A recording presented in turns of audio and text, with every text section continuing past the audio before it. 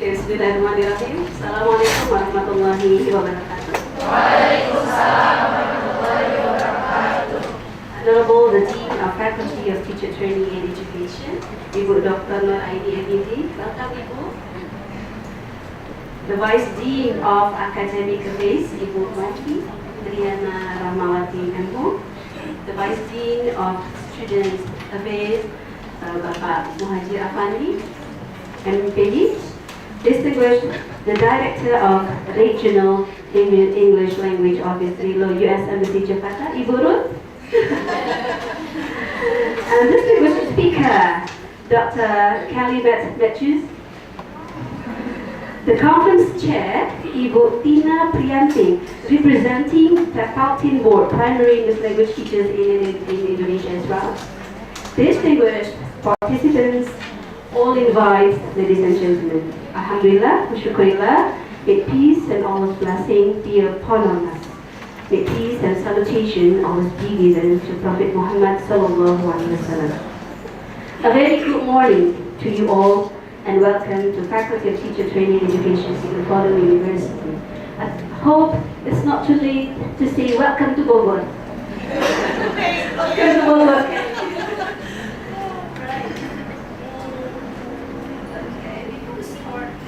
Before we start this event, let's say Basmalah and Al-Fatihah. Bismillahirrahmanirrahim. Alhamdulillahirabbil alamin. Ar-Rahmanir-Rahim. Maliki yaumiddin. Iyyaka na'budu wa iyyaka nasta'in. Ihdinas siratal mustaqim. Siratal ladzina an'amta 'alaihim ghairil maghdubi 'alaihim waladdallin. We are honored. We are very honored and happy to have you all here today on Friday, 13th of July 2024, and we are here for a workshop talking about think time, wait time, talk time for impact and equity. This event is hosted by Palteam Organization in collaboration with Faculty of Teacher Training Education with Fordham University Bogor and RILO U.S. Embassy Jakarta. This event is the side event within the first UNPAD International Conference on English Language Education and second Palteam Conference. To warm up this morning, we have a big applause for this event.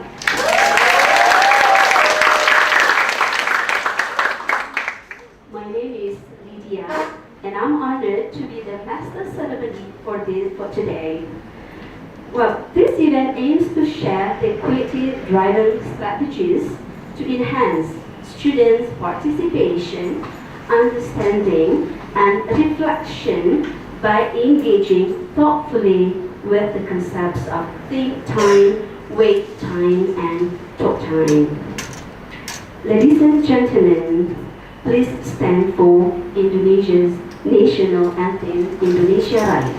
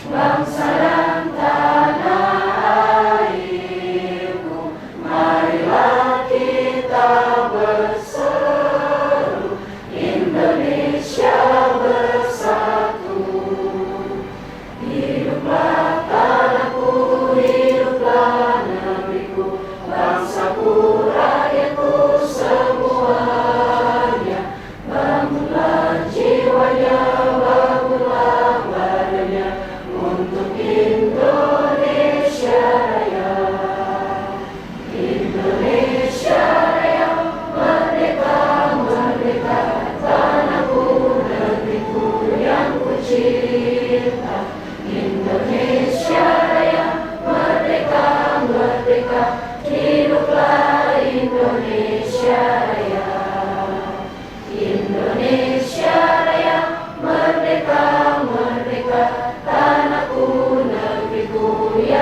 cinta Indonesia Raya merdeka, merdeka, hiduplah Indonesia Raya.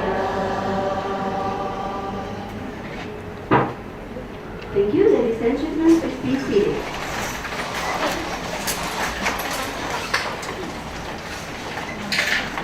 Now, with a great honor, we would like to invite Ibu Ina Priyanti as the conference chair to deliver speech representing Pelton Board as well. Ibu Tina, time is yours.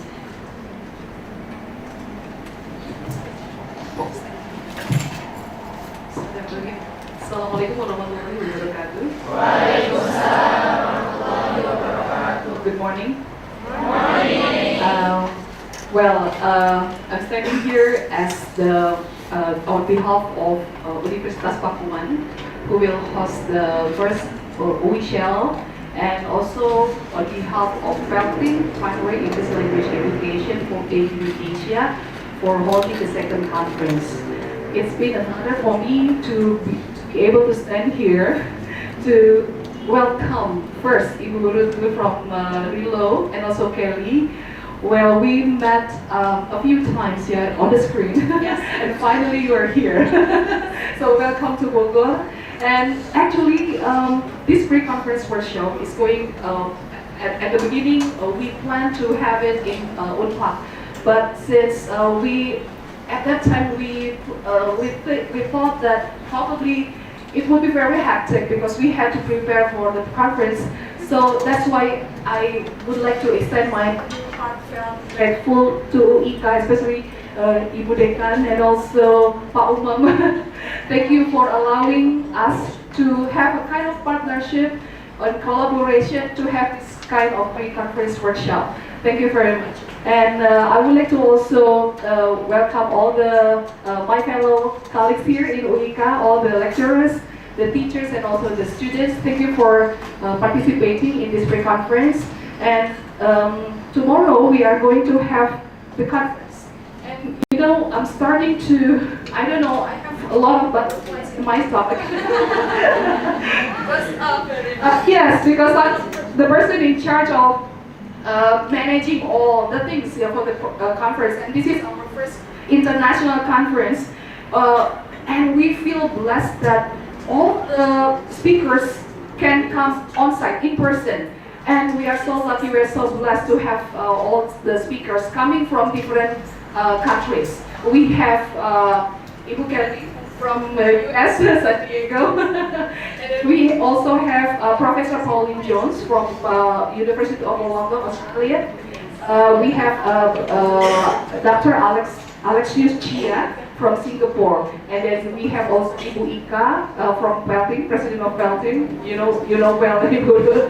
Yes. And we also have Ibu Ati from Unpad. So we also hope that probably this year not all of you can join. Later, probably next year, when we have another conference, all of you can join and can attend the conference. And before I close my speech, probably I need to show you what Pelting is, because I told you that I'm standing here for Unpad Pelting. I'm also a part of Pelting, and this is the video of Pelting.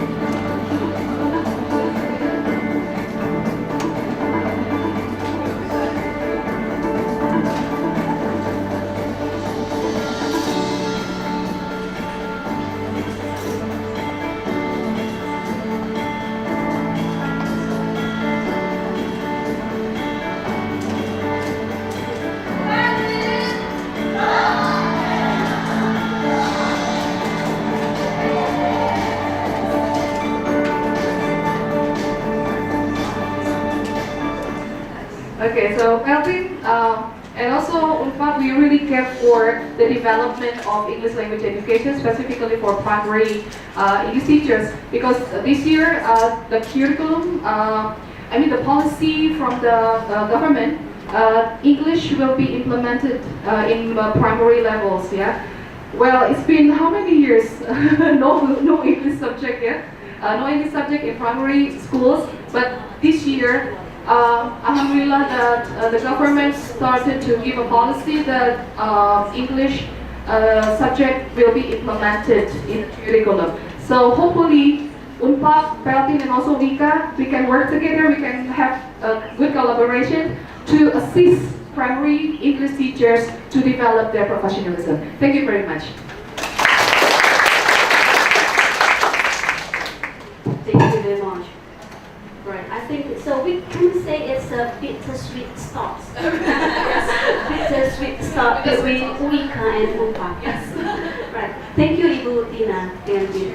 Now, with a great honor, we would like to invite Dr. Ruth Good, Ibu Ruth, as the Director of the U.S. Embassy to Jakarta to deliver his speech. Ladies and gentlemen, please welcome Ibu Ruth. Good morning, everybody. Selamat pagi. So good morning. Thank you. It is indeed a very great honor to be here this morning with you. Thank you for coming. It's quite early for some. When I was a student, I didn't get up until 10 o'clock in the morning. But thanks so much for welcoming us. You might ask, why does the U.S. Embassy support English language teachers and English language teaching? Right. Here's why. You know that if our students can speak English, they can get better jobs. If they can speak English, they can get into higher education and study abroad. If they get better English, they can travel abroad on exchange programs. But more than anything, English is the language of international communication. How many countries around the world have English as an official or national language? Do you know? If you think it's more than 10, raise your hand. More than 10 countries speak English. Yes? No? Yes? More than 10? More than 20? More? More than 30? More than 40? More than 50? More than 60? Oh, how many? It's more than 70 countries around the world have English as a national or official language. What are some of those countries? Jamaica, Australia, Singapore, India, Pakistan, right? Malawi, South Africa, England, Ireland, Scotland, so many countries. Okay, so English is an international language. It's not, doesn't belong to the United States. It belongs to everybody, right? So, I hope that you will take advantage of the fact that you are all fluent English speakers, because everybody in the world needs 3 languages, right? We need the language of our home, the language of our heart. Bahasa Sunda, Bahasa Aceh, right? Bahasa Jawa, Bahasa Manado, Bahasa Madura, Bahasa Madan. Whatever your language is. My first language was Bahasa Bristol. Right. So when they speak Bristol, you can't understand it because that's how we speak it. We have very funny kind of way of speaking, very graceful, talk like that. We need the language of our home and our heart and our community, right? That's where we live. That's who we are. That's really important. But also we need the national language, Bahasa Indonesia, right? But more than that, we need an international language, and in this case, it's Bahasa Inggris, right? So, with that, I'm going to stop and talk. One thing I do want to let you know is that forgive me taking the time to do this, I'll be short, is that our office has a huge number of materials that can be helpful to you. You'll all get one of these. Here's a QR code to our website, free downloadable materials. Lots of QR codes here. Wait. Lots of QR codes here, different materials. But if I may, I'm going to show you two. Do I have time? Yes. Two materials.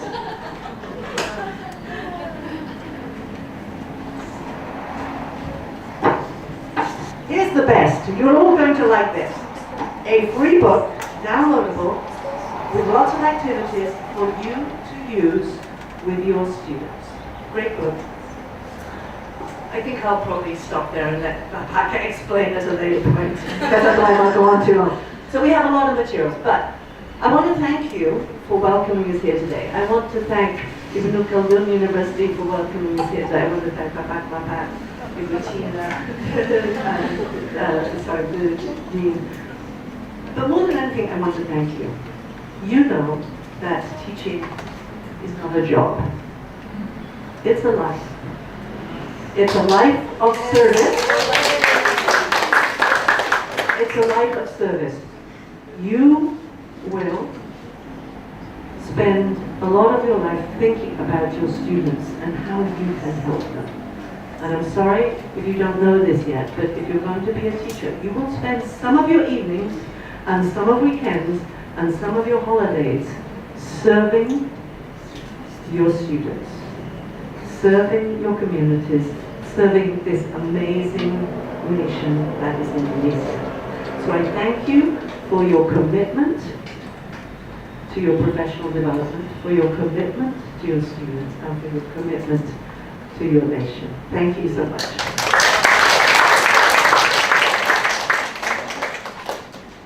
Thank you, Ibu Ruth. And thank you for sharing the resource, right, everyone? Bapak Ibu Guru, so don't get panic, don't get stressed if you are confused how to find the resource. Ibu Ruth has shared, right? That the link, you just click the link and then you can visit the link and then download. So it's all downloadable, right? All free. All free. Oh.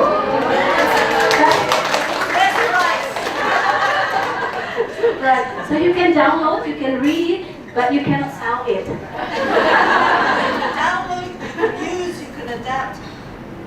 Please don't sell it. Okay, thank you, Ibu, for sharing the resource, helpful resource for lecturers, for teachers. Thank you very much.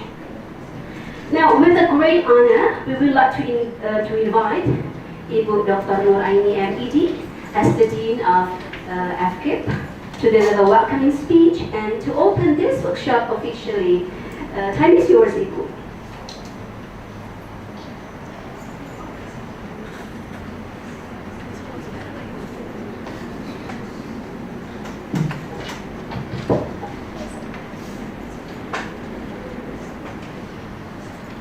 Bismillahirrahmanirrahim. Actually, I'd like to deliver my welcoming speech if Indonesian time. The Honorable, the Director of Philo of U.S. Embassy Jakarta, Dr. Rutu, the Honorable President Chair, Butina, MPD, and the esteemed keynote speaker, Dr. Miss Matthew, English language specialist from Bintang Institute, the Honorable Vice Dean, Academic Affairs here, and also the Vice Dean of Student Affairs, they are here with us, Ibu Mofi and Pak Majid, and also the distinguished Head of English Education Department, Pak Umar. Welcome you from the morning until now. And also all distinguished lecturers, teachers, and also teacher candidates, our research students, they're all here. First of all, let us thank Allah Subhanahu wa Ta'ala, the Almighty, who has given His grace and guidance so that the today with the topic of think time, wait time, talk time for impact and quality can be held successfully. But before we begin this workshop, we, the faculty of the faculty in Ibu Madun, would like to express our sincere gratitude and appreciation to our expert speaker, Dr. Kelly Katz Matthews, who has graciously agreed to share your knowledge with us today and have taken the time to be with us here today. And also, I would like to extend our special appreciation to Dr. Ruth Wood from Rilo and also Ibu Tina from Unpad, who have given us a chance to, Dr. Ruth and Ibu Tina, given us a chance to invite Dr. Kelly. And therefore, once again, Universitas Ibu Madun want to thank very much to all of you, for your willingness to share your knowledge and also to come to this workshop. And last but not least, special thanks go to the organizing committee, the English Education Department, for their hard work and also the patience in preparing this workshop, and also to all the participants here, to in-service teachers, pre-service teachers, and also lecturers who have committed to this event, to this workshop successful. Distinguished workshop participants, it is actually truly an honor and a privilege for English Education Study Program, Faculty of Teacher Training and Education, Universitas Ibu Madun, to host this workshop. And this workshop is actually held in cooperation with Mandilo, Universitas Pakuan, and also Universitas Ibu Madun. And as mentioned by MC, this workshop is actually a pre-conference workshop in which the main conference will be held at Universitas Pakuan Bogor tomorrow, right? There, as a follow-up of this workshop, UIKA, especially Faculty of Education and Training, can build further collaboration with Rilo, which we actually have been waiting for a long time. Actually, we would like to build a cooperation, but we do not know what and when to begin. So in this case, anyway, that's a to give us some specific recommendations how to begin our cooperation. And of course, through this workshop, maybe the Rilo can kindly welcome us and to build a cooperation by inserting the cooperation in your agenda.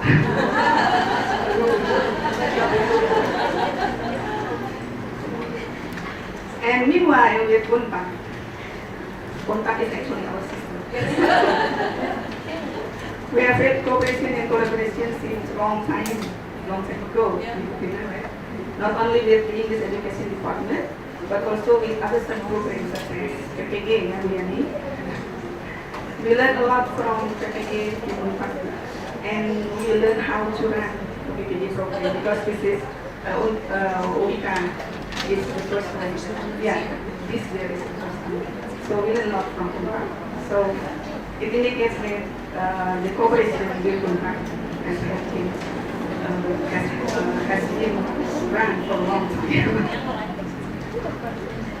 Ladies and gentlemen, concerning this today's workshop, the participant consists of, as I said before, is teachers from schools and pre-service and also English lecturers. And we will have the opportunity through this workshop to learn from the best experts in the field of English and that is Mr. Kelly and Mr. Wood. And I have no doubt in my mind that this workshop will be a worthwhile experience and will give the participants an overview and broaden your perspective how to manage your classroom activity. This is up to me to rest. And therefore, I encourage you, all participants, to engage actively, ask questions, and also share your experiences and insights. And I hope that we will learn a lot from this workshop, enriched with a better understanding of the issues on English language systems. And finally, I'm sure that this workshop will be fruitful for everyone present here. Thank you for your participation and enjoy today's workshop. And I declare this workshop open. Thank you very much, Ibu Dr. Nur Aini, MED, as the Dean of Faculty of Teacher Training and Education of University. Now we come to the main agenda, the workshop. Time, wait time, talk time for impact and equity, facilitated by Dr. Kelly Matthews. But please, ladies and gentlemen, let me introduce our distinguished speaker today, Dr. Kelly Matthews. Dr. Kelly is a faculty and assistant program chair in the English as Second Language program at the San Diego College of Continuing Education SDCCE, as well as Associate Editor of Applied Linguistics, an Oxford academic journal. Prior to joining SDCCE, Dr. Kelly spent over 8 teaching across the disciplines of rhetoric and writing studies, TESOL, and teacher education at institutions including San Diego State University, the University of San Diego City College, and Palomar College. Dr. Kelly also served as English language specialist with the U.S. Department of State, where she provided professional development to educational coaches across Pakistan. Dr. Kelly has done work in the area of culturally and linguistically responsive literacy strategies, critical applied linguistics, international English medium educational models, literacy classrooms, participatory writing practices, and English language acquisition. And Dr. Kelly has published many research-based articles in the area of participatory writing and the remote learning second language classroom, college readiness, programming, and school reform. And those research-based articles have been published in international credible journals and databases. Wow, very impressive and wonderful academic journey. Wow.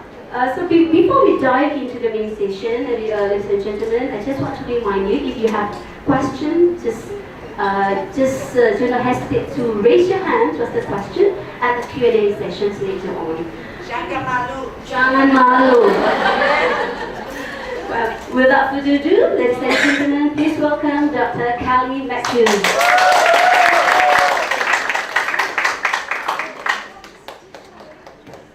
Wonderful introductions. That made me sound so much more interesting than I actually am. I have 2 teenage children, a teenage girl and a teenage boy. They do not think that their mother is that interesting. First, I want to say thank you to my esteemed colleagues from the Relo office, also here, and also from Pelton. So appreciative of you all. So thank you so much for having me. And thanks to all of you who came here to listen to me talk. You took time out of your day, time out of your work, time out of your studies. Thank you for being here.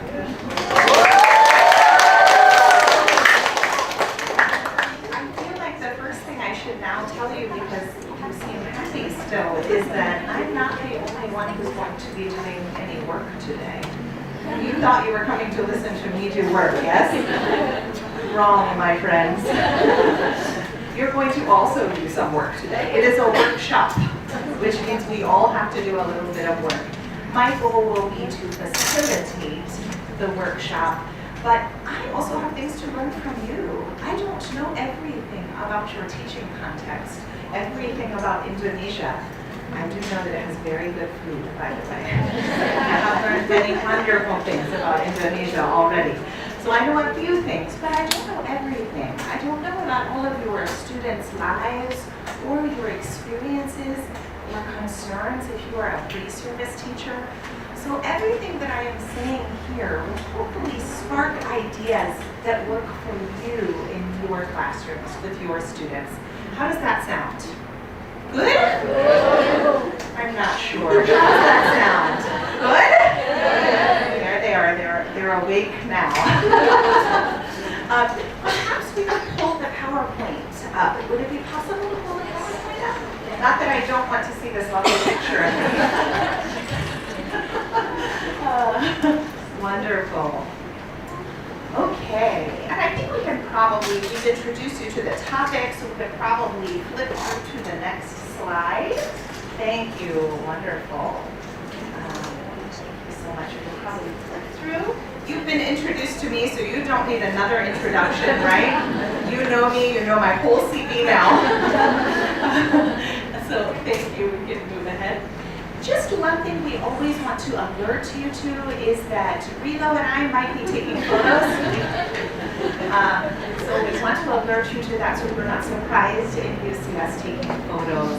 It's so important for us to be able to share this wonderful journey that we are all on together. So thank you so much.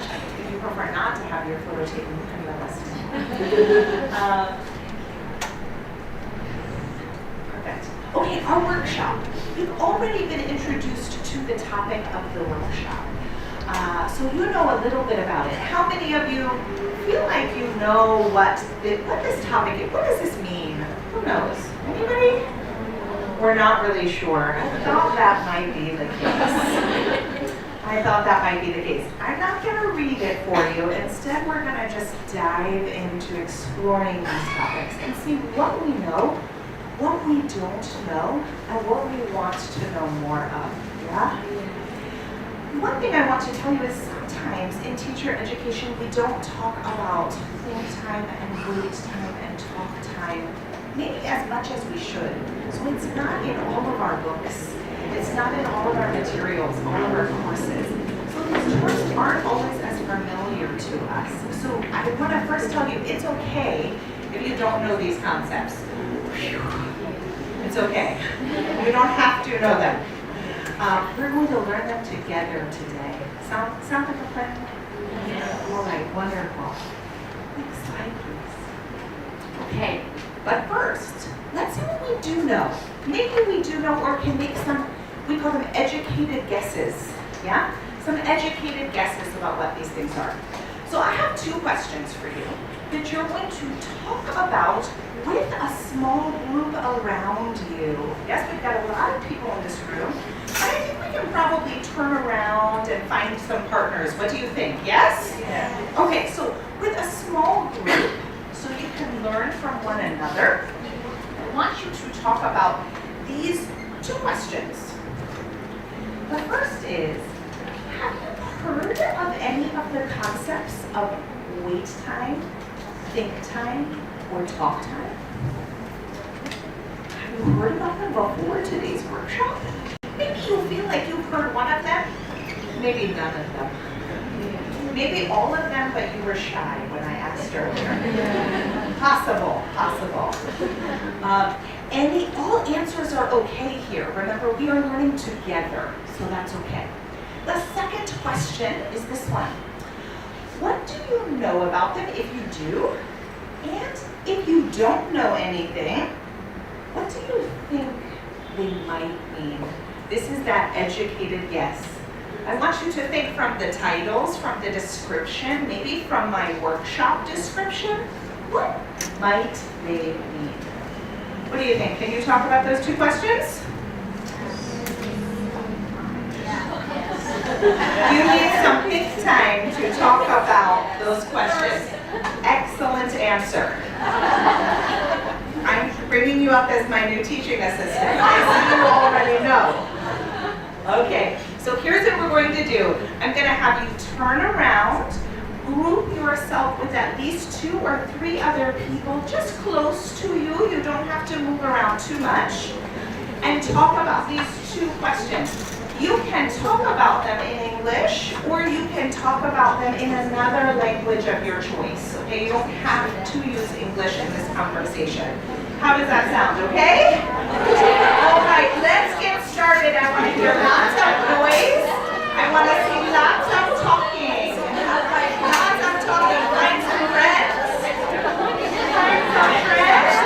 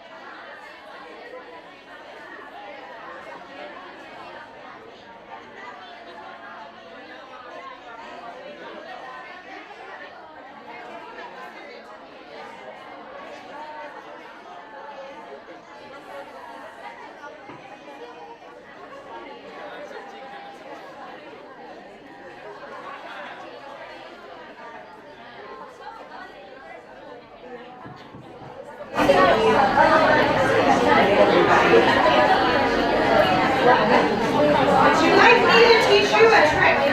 Would you like me to teach you something? Okay, I'm going to teach you something. We're going to do it today. It's something I do with my students at home in the United States. I'm from California. Everybody know California? Yes! I'm from California, so I do this with my students in California. Okay, are you ready? When I want my students to quiet down and start thinking about the next activity, like you right now, ready to quiet down and move on. This is the way I get them to be quiet. I raise my hand. Raise my hand, just like this. Now, here's why. Let me explain. If my students are talking and having fun, we're doing an activity, they're loud. They are loud. It's very loud. A loud classroom can be a very good place if they're working. But they're loud, so if I say, shh, which is what Americans do when they want you to quiet down, yeah? They can't hear me because they're talking, right? Yes. So I give them a visual cue, a hint. And that visual cue is my hand way up in the air, yeah? And then what happens is when my hand goes way up in the air, the first person who sees it, they raise their hand too. Let's try it. Someone raise your hand.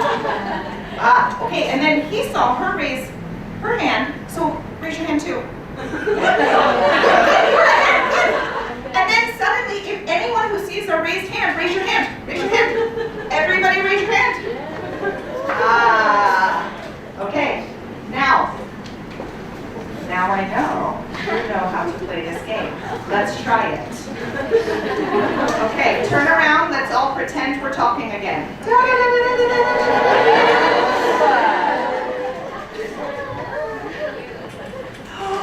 Oh my, 100%. The first time.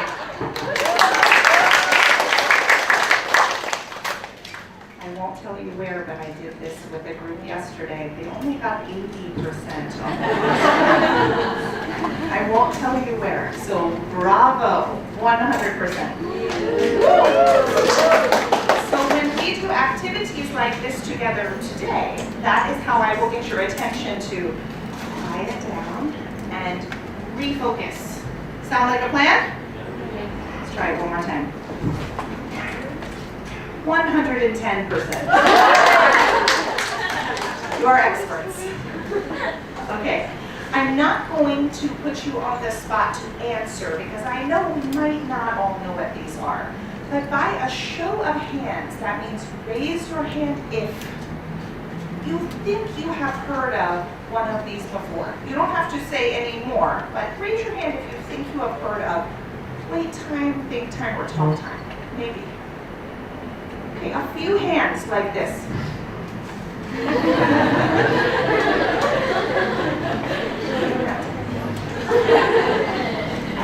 I see my touch. Okay, raise your hand if you have not heard of any of these terms. It's okay, it's okay. Okay, that math didn't work. Like 5 people said yes, and 10 people said no, but we have like 50 people here. I'm not a math teacher, but I don't think that works. So let's try again. Raise your hand if you have not heard of these. You don't know what they are. It's okay. Right, okay, lots of us. Good. That's always exciting when someone tells me they don't know something, because what does that give us a chance to do? Learn. Right? Because if you tell me you already know everything, oh, well, I'm not sure why I'm here. Right? But this gives us a chance to learn together. Yes? And also it gives me a chance to learn from you. I will learn things from you today. Every single time I teach or give a workshop, I learn from someone. Is it the same for you? Yes. Yes. Okay, wonderful. All right, so first we're going to do some definitions. But don't worry, we're going to learn more about each of these, so you don't have to memorize them. Yes? I'm also happy to share these slides for any of your students who need them. Okay, so some definitions you can see up here on both screens. I'm giving you very simple definitions because we're just learning together, right? This is not advanced wait time and think time and talk time. This is more of an introduction. Good?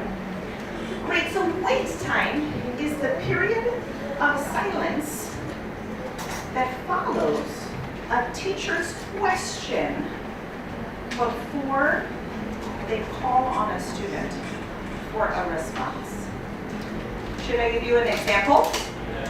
Yeah, definitions are hard, but examples are much easier, yes? Yes. Okay, Ibu Ruth, I'm going to call on you in a second. Be prepared, we're just pretending here. Okay? You didn't hear that, you don't know. I'm going to call on her. Students, who knows why the author ended the story that way? Student Ruth? She looks a little shocked. Like she didn't know I was going to call on her. Okay, the moment, the quick moment between who knows why the author ended the story that way, my question, and me saying, Student Ruth? That is wait time. Was it a long time? No, it wasn't. Do you think that Ibu Ruth looks like she knows the answer? Or was she just shocked? Oh no! Don't call on me. Yes? What do you think? Shocked? Does not want to answer the question? Maybe she did not have enough time to think about the response. But maybe she knows it. Maybe. Okay, thank you to Student Ruth. Okay, don't worry, we're going to practice wait time a lot more. We're going to talk about how much wait time is healthy and good for students. Hint, it is more than I gave Student Ruth, not more. All right, So that's wait time. So teacher asks a question, chooses a student to call on. The time between wait time. Pretty clear? Yes. Okay, I like that. They're a vivacious group. Okay. Think time. Think time. You said you didn't know what it is, but I saw you all talking, so I think you had some guesses. It's okay. Think time is uninterrupted time, a period of time, in which a student is given some time, some space to think, to really think. We say in English to digest some information, to take the information in, to let it roll around in their brain or maybe in their heart, right? To take some time to complete what we call the necessary processing, right? Before they have to do a project or answer a question or show their learning. Yes? Does that make sense to everybody? Yeah. So one of the reasons that student Ruth was probably so shocked is I didn't give her a lot of wait time. Maybe I didn't give her a lot of think time either. So she didn't have time to think about, what do I think about the ending of the book? Yeah? Why do you think something like think time is so important in language context? How many of you are going to teach English? We're in English. How many of you will teach in the English language? Anyone? That's what I thought. Okay. So, is it easy to think in a second or additional language? No. We need extra time sometimes to formulate our thoughts. Yeah, and even though we don't always want to be translating in our head, the reality is we are often translating in our head. Yes? Yes. We also know, and I won't share all the research with you today because I don't want to bore you, but we know that when we are speaking in, learning in, or thinking in a second or additional language, it makes us feel tired. There is actually some research that says when you are in another country all day listening to another language, if you are trying to understand it, not a tourist, but if you are trying to understand, at the end of the day, you are physically tired. You need more sleep because your brain is working so hard all the time. Yes? Yes. Yes. So sometimes when our brain is working so hard, we need extra think time. If we can't answer right away, it's not because we don't have the answer. It's because we needed more time to reflect, to process. So if that's true for us, is it true for our students? Yes. Yes, of course it's true for our students. So this is something that we as teachers, many of you are pre-service teachers, some of you are in-service teachers, you are already teachers, you are experts. I should be asking you questions. But you know these students need that extra time and you want to support them. So this is something you can do for them that is a small thing that has a big impact. What do I mean big impact? Little change or a lot of change? Yeah, little effect or a lot of effect? Yes. And we like things that don't take a lot of effort for us, but have a big reward for our students, yes? Yes. Yes, of course. Okay, great. So don't worry, we're going to come back to these and see lots more examples and practice them. But I'm going to move forward, okay? All right, they're ready. Thank you, my friend. Sometimes people ask, aren't they the same? They kind of sound a little bit like they're the same, don't they? Little bit? They're connected for sure. They're connected for sure. So yes and no. So technically, wait time involves a question, right?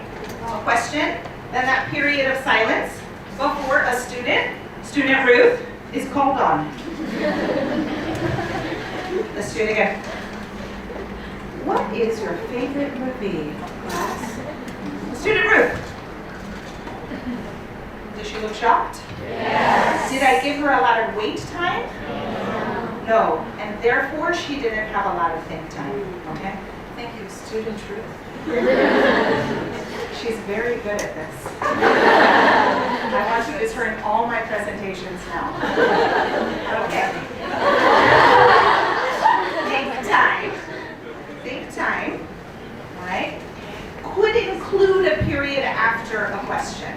So wait time is a type of think time, right? It could include that, but think time might also be a period of 2 or 3 or 5, 10 minutes after an activity that you give your students to think about and digest and reflect and understand an activity, a topic, anything else. Yeah? Do we need that as human beings sometimes? Yes. Sometimes you are talking to your friends and your family and they ask you a question and you say, I don't know, I need to think about it before I answer. Yes? Our students do too, especially in a second or additional language, right? Okay, so wait time is a type of think time, but think time can be other things too. They can be things that you do for your students in the classroom. Maybe after an activity or a few times during an activity, you slow it down so they can think, understand, and move forward. How do we feel? Pretty good? Pretty clear? Yes. Give me a thumbs up if you feel pretty clear. Pretty clear. Wow. Next time they're going to be up here giving the lecture. They are very good. What do you think? So let's go back to wait time. We've kind of talked about little definition for each, the difference and similarities. Now let's focus on wait time. You saw what I did here with our student, with our esteemed student. You saw what I did. Was that a typical amount of time? What do you think? Was that a typical, a common wait time? What do you think? Sadly, yes. Sadly, yes. How long do you think the typical wait time is? And that's, remember, the time between when the teacher says, what's your favorite movie, class? And then I say, Ruth? The time. How long? 5 seconds. What do you think? Depends on the question.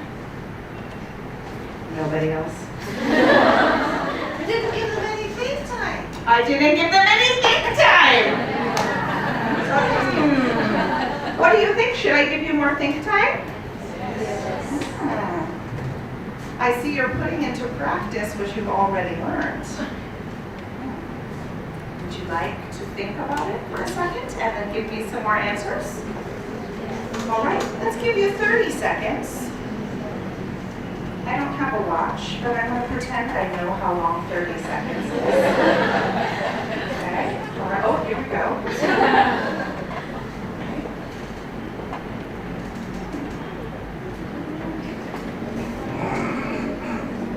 Okay, my friends. Who would like to give an answer? How long do you think the typical wait time is? The time between the question, calling on the student. We heard 5 seconds? I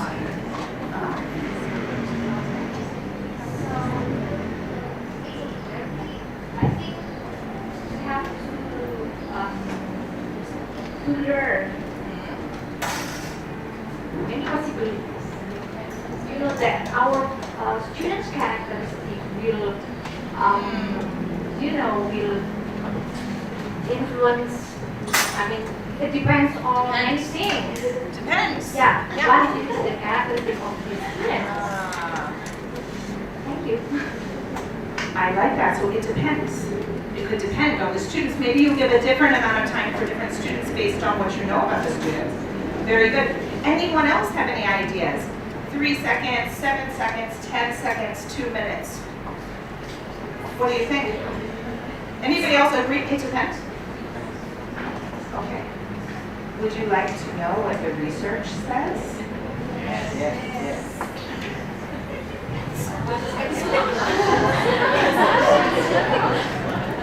1 second. 1 second. That's about how long I gave student Ruth.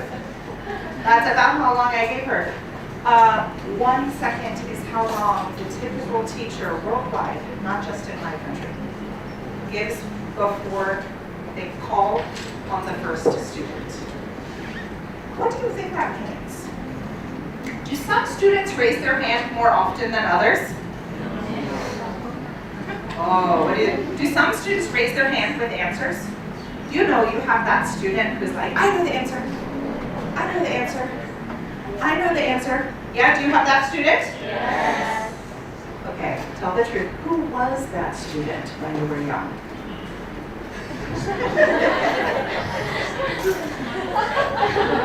No, some of you. Okay, you're being shy, but I know some of you were that type of student. Okay, so how many?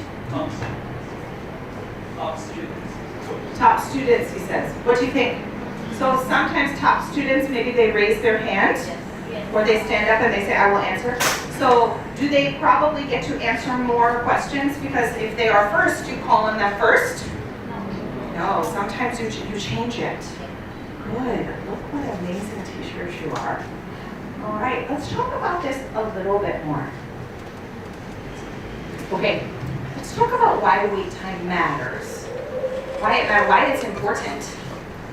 Why do we care as teachers? There are some specific reasons. When teachers wait 3 seconds, 3 seconds. You think 3 seconds is short? It's not. It's this. It feels long at first. It does. We are used to quick responses. When teachers wait 3 or more seconds after asking a question to call on a student, these are the things that happen. The first thing is the length and correctness of student responses increases. So students give longer, better answers that are more correct. That matters, right? Yes. Second thing that happens is the number of I don't know responses. What do you think, it increases or decreases? Decreases. So the number of students who say, I don't know, down. The number of students who volunteer to answer goes up. The number in the United States, we raise our hand, typically in most classrooms, but you might have another process. Maybe a student stands up if they have an answer, right? But the number of students who volunteer to answer, who say, I know, I'll answer. What do you think, it goes down or up? Up, and by a lot. By adding 2 extra seconds. Just 2 extra seconds from 1 to 3. What do you think happens if you go to 5 seconds? It increases more. It improves more. Yeah? What do you think? Is that beneficial for us as teachers to have our students learning more, having better, deeper responses to questions? Yes, absolutely. But the fun doesn't stop there. Wait time also matters for teachers. This is, I think, the most interesting part. It kind of makes sense to us, yes, that it would give students more time to think and give better answers, yeah? That makes sense. Does it seem pretty obvious? Yeah? Okay. Thumbs up if you think, yeah, that makes sense. The last slide made sense. Okay. A few of you, not many. Maybe I should give you more think time. What do you think? Okay. Let's try again. Let's try again. Thumbs up, thumbs up. I want you to give a thumbs up. Can we go back to the last slide? Is that possible? Yes, perfect. Thumbs up. If this makes sense to you, you think, yes, I can understand that my students would give better answers, more correct answers, if they have more time. Yeah, thumbs up. All right, look at that difference. Then wait time and big time. You had a little more time. Maybe only one extra minute. Okay, next slide. But there are also benefits for teachers. And this is so interesting to me. There are benefits for teachers of giving more wait time to your students. Here they are. When teachers wait 3 or more seconds, 3 seconds again is the minimum. That's a minimum. When teachers wait 3 or more seconds after asking a question to call on a student, look at this, our questioning strategies start to improve. We start to get better at asking questions of our students. We decrease the quantity and increase the quality and the variety of the types of questions that we ask our students. Maybe because we are giving them more silence to think, we then start thinking of better responses to them, deeper questions. Yeah? Last, we start adding additional questions that require more complex information. The long and short of it is that we get better too. Our students get better, but we get better. When we increase wait time, our students get better at answering questions. We get better at asking good questions. You want to ask good questions to your students? Yes. I'm not sure I believe you. You're a little quiet. Do you want to ask good, strong, complex questions of your students? Yes. I thought so. All right. So, how do we get better? Because it's kind of strange to wait a long time and to think about wait time. Here are a few tips. First, count silently in your head. Practice it for a little while. Practice in your head, not out loud like me. 1, 2, 3, or 1, 2, 3, 4, 5. You count in your head before you look around and call on a student. Before, count in your head so that you get used to that time. Yeah? The second thing is, I have done this before. I have really done this. I tell my students, I am trying to lengthen my wait time. So, if I ask you a question and take an answer too quickly, say, teacher, wait time. Do you think they do it? Yes, because I asked them to do it. I asked them to. They are helping me. I told them I want them to help me. So they did. And then last, when we practice active listening instead of speaking, it improves the types of questions at the time that we give our students. We're more thoughtful. What do you think? Do you think you could try this? Do you think you could try it? They're very quiet. They're very quiet. Let's see. All right, here's what I want you to do. Make a small group. Turn around, find your group, be ready with your group, and then I'll tell you what to do next. Are you with a group? Decide who's in your group. Talk to everybody who's in your group. Who's in your group? Who's in your group? Decide. Be ready. Be ready. Okay. Be ready. Okay. If you have your group, raise your hand. If you have your group, raise your hand. Wonderful. Okay.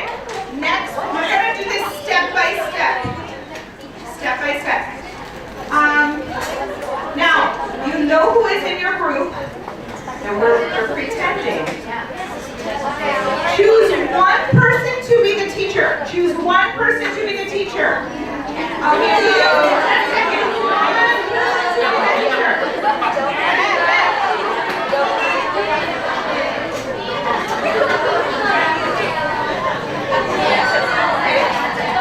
Raise your hand if you are the teacher in your group. Raise your hand.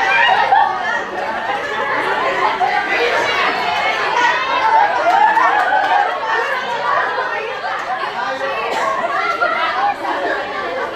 Okay. All right.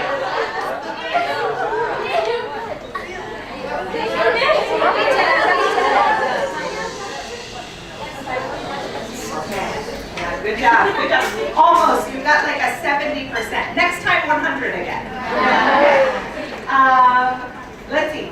The others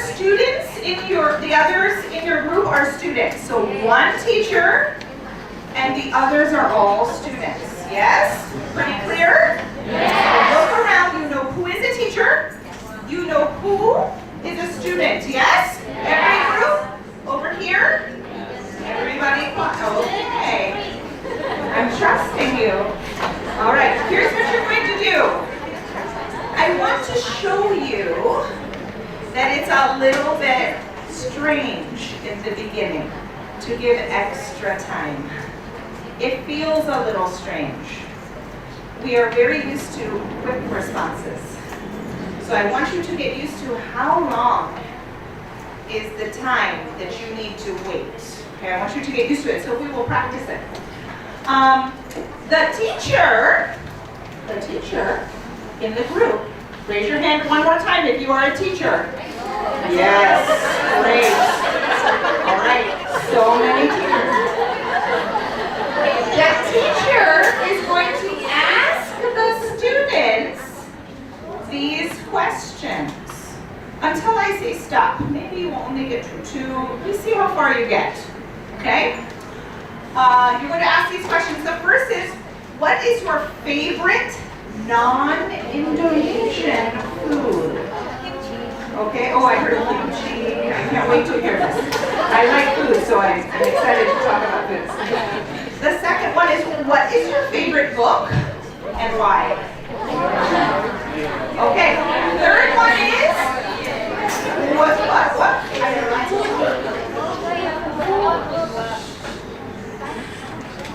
Do we raise our hands to be quiet? Yes. I'm giving you a hint. 95%. So close. Okay. Third one is, where is your favorite place to spend time? Away from home or work? Somewhere else. Yes? Where is your favorite place to spend time? But not home or work. We already know we spend a lot of time at home or work. Yes? Okay. All right, those are the questions. Who will ask them, the students or the teacher? The teacher. Okay. And what do you think is next? Wait time. After each question, wait 5 seconds. 5 seconds. Remember, 3 is minimum. 5 is better. 3 is minimum, 5 is better. So you're going to practice 5. I want you to see how long that is. Okay? Call on each person, each student. And then we will switch. Someone else will be a teacher. Okay. Should we test it? Should I try it with student Ruth? Yes. Okay. Student Ruth, welcome to my class.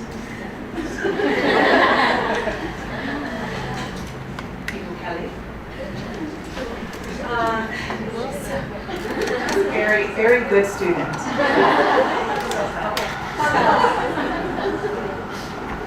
Class, what is your favorite non-Indonesian food?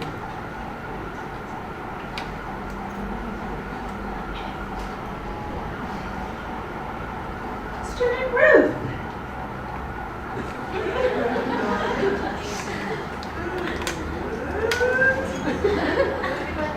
Cheese. Ooh, good good answer. I like cheese. Cheese makes everything better. Okay, should we try one more with student Ruth? Yes. Okay, remember, this is how long it is. Okay. Class, what is your favorite book and why?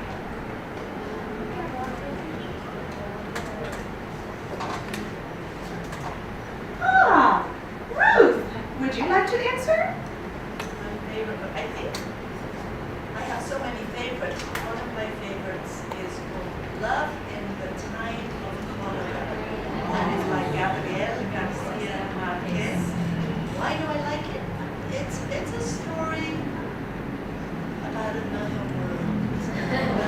Books that take me to another world. I like it. Do you think we should ask her the third question just for fun? What do you think? Yes? No? Yes. Oh, okay. Class, where is your favorite place to spend time away from home or work?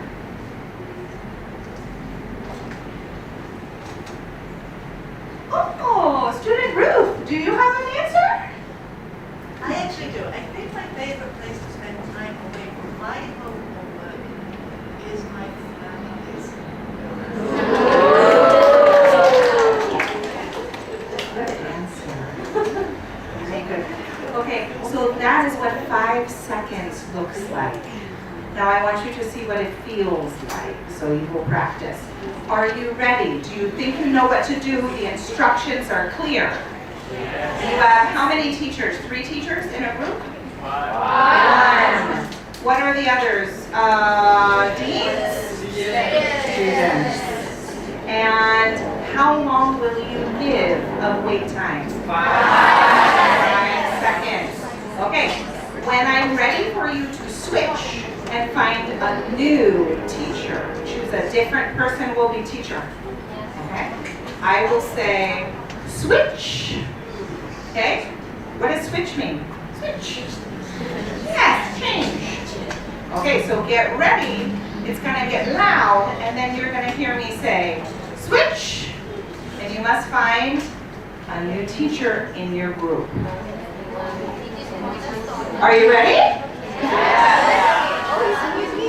Can you do it? Yes. All right, get started. 5 seconds wait time.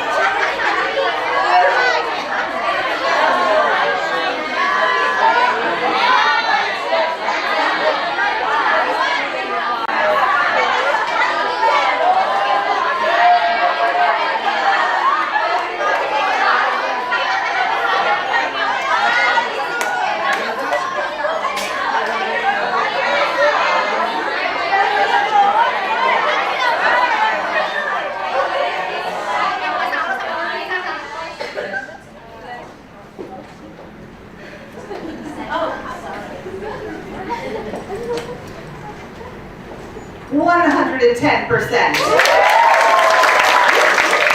We did it. I want to compliment this gentleman in the back who, he did not just raise key cents. Well done, well done. I am just very high in the air. It was amazing. All right, I could see that you were having fun. Did you have fun? Yes! But my goal is always to model teaching behavior, yes? So I want also to model for you how important it is to have communicative activities, right? Activities that engage you communicatively. What does communicative mean? What word is it connected to? Communicate. Right? Communicate. It's very important we have communicative activities. All right. Was it easy to wait the 5 seconds? Or harder than you thought? Okay, let's take a poll.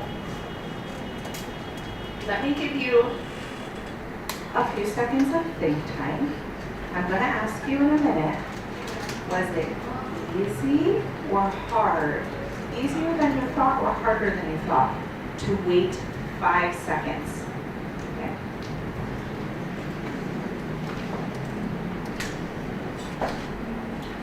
Okay. Raise your hand if it was easier than you thought to wait 5 seconds. It's okay, it's okay. Any answer is okay. Raise your hand if it was harder than you thought. Okay, so kind of mixed. But what this activity I hope showed you is you can wait 5 seconds, yes? It was possible, yes? It wasn't, even if you thought it was a little hard, it wasn't so hard you can't do it, right? Yes, so I want to leave with you the idea, at least that you're thinking about wait time, that you're thinking about giving students a few extra seconds. Even I forget sometimes. I will be in class and I will quickly call on someone. Quickly. And then I remind myself of wait time. Yeah? So none of us are perfect. Sometimes a student raises their hand and we just quickly respond because we are human. But I want to teach you at least to be thinking about wait time and its importance, so you are more likely to give those little extra bits of time. How does that sound? Yeah? You think you can do it? Yes. I like this class. They are positively into it. All right. Are you ready to talk about think time? A little more? Great. I really love think time because it's a very small thing. Remember, wait time is a type of think time, but now we'll look at it bigger. It's a small thing, big impact. Right? Big impact. So let's very quickly, we kind of know a little bit about this already, so we're going to go pretty quickly through it and do another activity. The benefits of think time, giving students, remember, maybe an extra minute or two after an activity, for example, or maybe during an activity. I'm going to give you a few examples in a minute. While giving students extra time to think before they have to produce something or answer a question, right? Before they have to show, demonstrate their learning or their knowledge. Giving them that extra think time does these things. It decreases behavior disruptions in the class. Wow, there's a lot of research on this. When students have time, even just a few minutes, 60 seconds, 90 seconds, 120 seconds, to think about a response before they show their learning, or to think about an answer before they try to fill in the blank. When they have that time, it decreases their behavior disruptions. Partly because students sometimes act out, they're disruptive, they misbehave in class because they're frustrated. Yeah, did you know that? Oftentimes the reasons that students misbehave in class and are disruptive and cause problems is because they are frustrated, or they don't know the answer, or they think they aren't good enough because they don't understand. This especially happens with language, because language is not easy. Every time we open our mouths in another language, we take a risk. Yes? Have you experienced that before? You get a little afraid to open your mouth and say something in another language? Me too. Me too, all the time. I love learning languages, but I will be traveling or I meet someone from a new country. I try to use their language. I am afraid I have made a mistake. Yes? So this happens a lot. So it decreases also, and that's the next point, anxiety in our students. Sometimes students are anxious if they don't know the answer. Maybe someone will call on them. What if they don't know? They don't want to look bad in front of their classmates. Yes? We have all felt that way, including me. So it decreases anxiety when we give them time to think about what they know and how they will explain that or how they will write it. It provides a sense of calm and security. Friends, a calm class is a good thing, yes? Especially if you teach young students. Is calm good? When is calm not good? When you want them to be talking, yes? So there are some exceptions, obviously. It improves comprehension of content. When we read a text, or when we do an assignment or do a listening activity or anything else, we learn new material, perhaps we're learning new vocabulary, a retention of that information. Retention means what? It's connected to our memory. Retention is from the verb to retain. Retain means to keep. So if you learn a new list of vocabulary, maybe 10 vocabulary words, has this happened to you? Tell me. You learn a new list of vocabulary, maybe 10 words. 2 weeks later, someone gives you a quiz on the vocabulary. How many of the vocabulary words do you still know? Very good student. Very honest student. She said 1. The research says that if we see something once and we don't look at it for 2 weeks, we're not likely to remember even half of it. Yeah. So we need to care a lot about how we can help students retain, keep the information they learn, especially with language, yes? We say with language, if you don't use it, you lose it. Have you heard that before? Yes. Very true. And it's a fun little phrase, but the research says it's true. So it is research backed. So it improves comprehension of content and it improves overall student outcomes. What does that mean? Student success.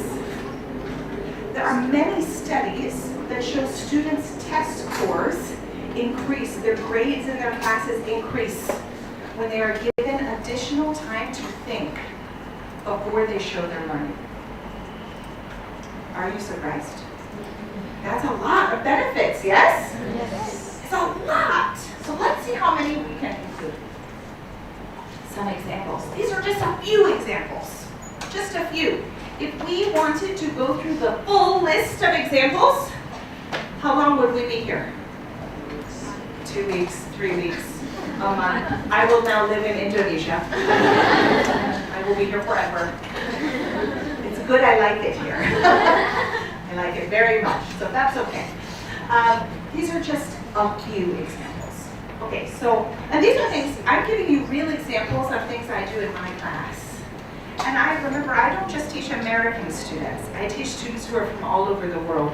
So these are things I do with students who are culturally and linguistically diverse, right? And these things seem to work with all of them. Because remember, we just went through the list of all the ways this benefits them. All right, so the first one, again, just a little example, is 5 minutes post-film. What does post mean? Before or After. After. So maybe you're watching a short film clip. It's a couple of minutes long, and you want your students to understand something about it. And so you say, okay, we're going to watch it. Maybe we watch it once, maybe we watch it twice. And then I'm going to give you a couple of minutes to think about it before you start writing a summary. Yeah, just a couple of minutes to think. Great. I gave you an example of a film, but it could also be post-reading. What if you give your students a text? You read the text, and then you say, let's all take a couple of minutes to think about what we just read. And then we'll have a group discussion. You give them a couple of minutes. Same thing with an activity. Maybe you did an art activity with your students. I love to do art with my students. Who likes to do art projects with their students? Yeah. Even if you're not an art teacher, you can do art with your students. Yes, I love it. Yeah. Wonderful.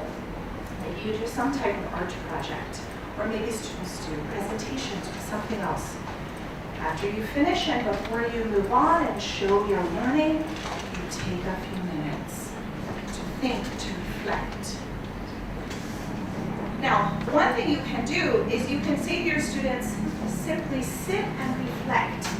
Think about what you just learned.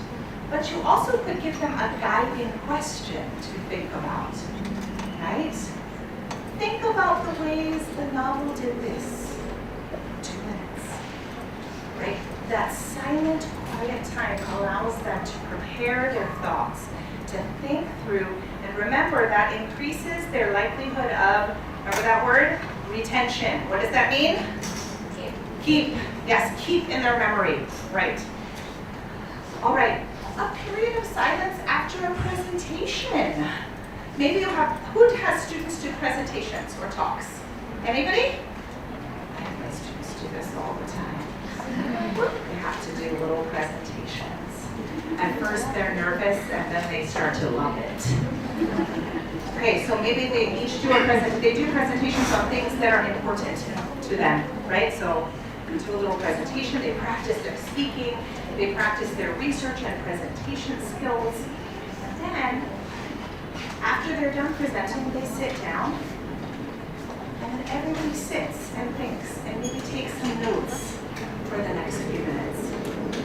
Take time. And again, did you notice I said take notes? Could you write during think time? Sure, yes. What do you think? Would it be okay to write during think time? Yes, maybe you want to take some notes.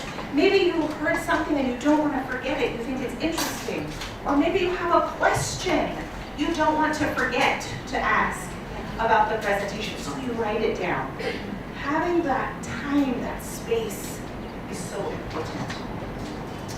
Okay, another example. These ones that I've given you were for after an activity, but think time could also be very valuable before an activity. What about before a test? Ooh, what about before a test? How do students feel before a test? Stressed. Oh, terrible. Awful. They're nervous. They're worried. What if they do a bad job and their parents are upset or their teacher is upset? So many feelings they have. And so they start this important thing where they need to use their brain, but they're full of feelings. Yeah? Yes. Have you also ever had it happen that right when something important, you need to do something important, your brain goes empty? Yes? Woo! See, this is a norm across cultures. In Indonesia, we feel this. In the United States, we feel this. It left my brain. Okay. Imagine that's how we feel before a test. What if we have our students prepare, have them take their seats, get their pencils, and give them a couple of minutes to just sit with their thoughts and prepare mentally for the test? What do you think happens? They do better. Remember I told you a little earlier that their test scores increase? Yeah. Also, some other things happen. Students' heart rate goes down. Their hearts are like this. Before test, Kelly. After test, Kelly. After wait. Okay. So those are just a few examples. Just a few examples. You can change these to your cultural context, right? I teach in the United States. Your cultural context is different. You can change these to the age group, maybe to your teaching style, right? We all have different styles. Do we have different teaching styles? What do you think? Yes. But these are just a few examples of how you can incorporate think time, pauses, quiet, reflection in your teaching. Ready?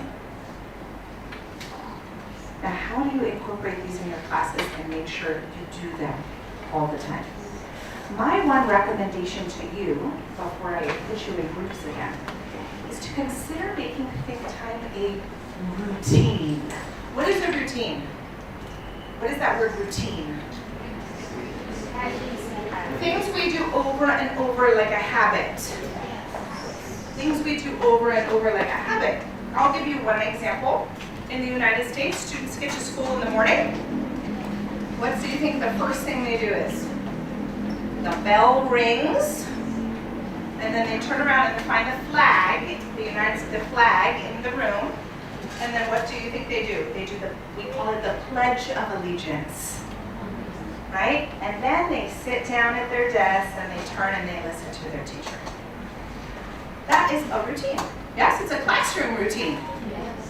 But you also could have an instructional routine, right? What about this thing I taught you earlier?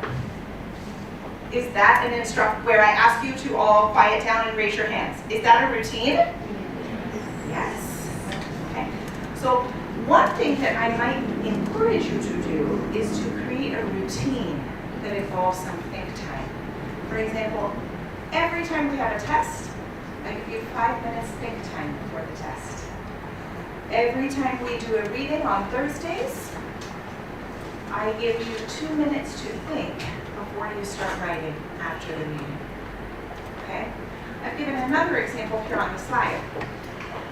Maybe you read to your students. Who reads to their students? Reads out loud, maybe some stories. Nobody reads. Who reads to their students? Nobody? One brave soul. She's brave. She raised her hand. Brave, very brave. No one else reads to their students, only me? I'm the only one? I don't believe it. I think maybe you're being quiet, or I didn't give you enough think time. Maybe? Maybe? All right, well imagine you like to read to your students. Maybe you have young primary students, and so you read a short story to them. Yes? Now you're shaking your heads. Yes. Okay.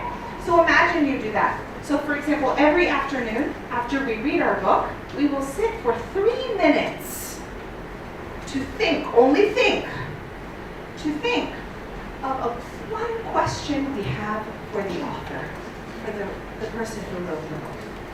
That is an example of something I have really done in my classrooms.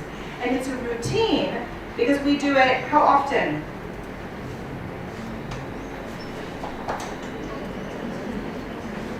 Every afternoon. Remember, routine is habit, something we do over and over. Yeah? Okay. Should we talk? You ready to talk? Yes. Doesn't sound very convincing. Are you ready to talk? Yes. All right. I'm just going to give you about 2 minutes. This is going to be quick. I want you to turn around with your group, and I want you to talk about these 2 questions. How can you increase think time in your classrooms? Now, some of you are not teachers yet, right? Right. So think about what you can do in the future. Okay, in the future. Second question, are there any routines that you might incorporate into your classroom to increase think time? Are you ready? Yes. Do you have your group? Yes. started.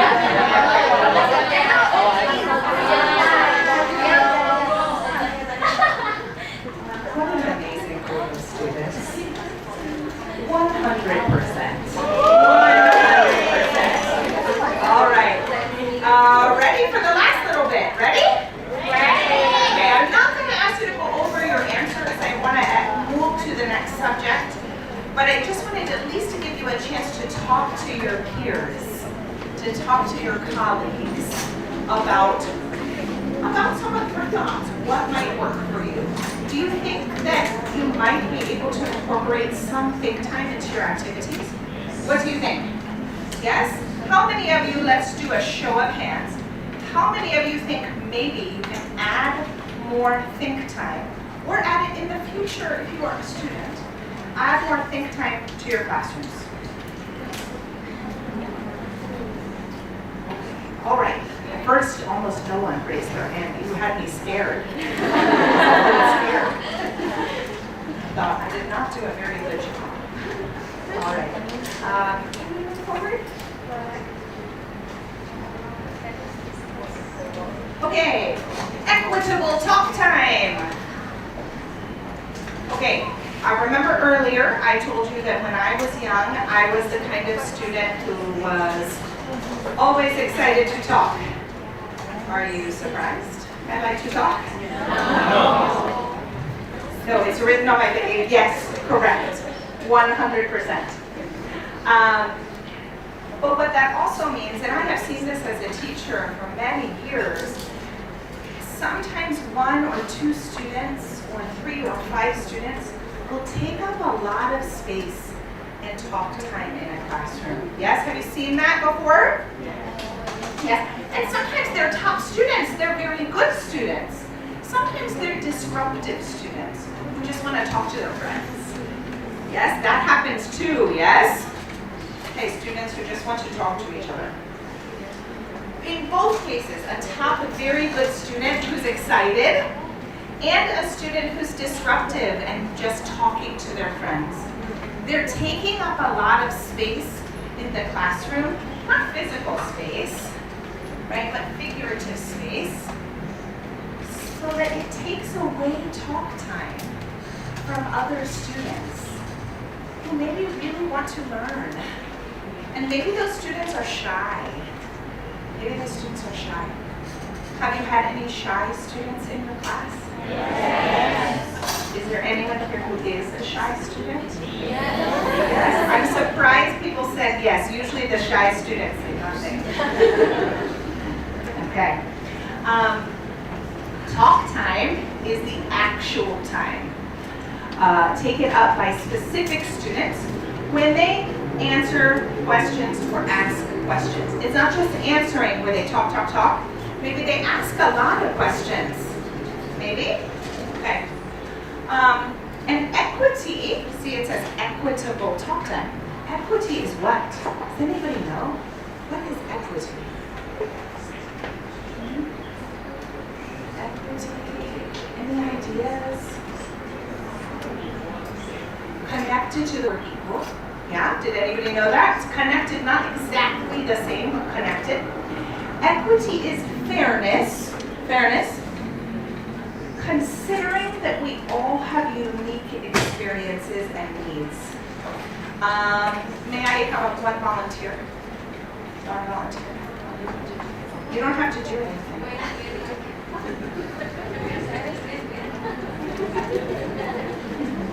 Oh, a volunteer!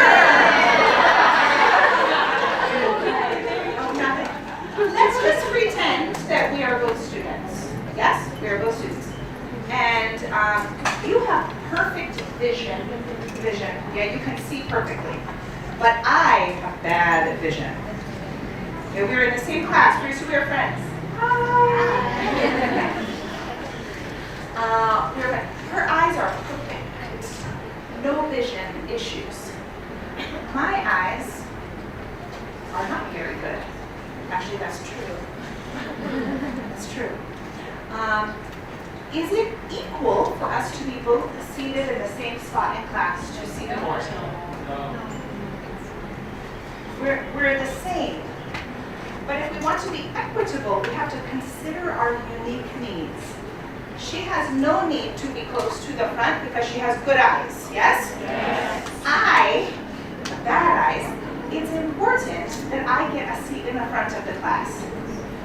It's not equal, it's not the same, because we're in different parts of the class. But it is fair, yes? Because maybe I have a problem with my eyes and she does not. How is it? Does that make sense? Yes. Okay, we're not given equal slots. It's not the same. It's not the same, but it's equitable, so it's fair.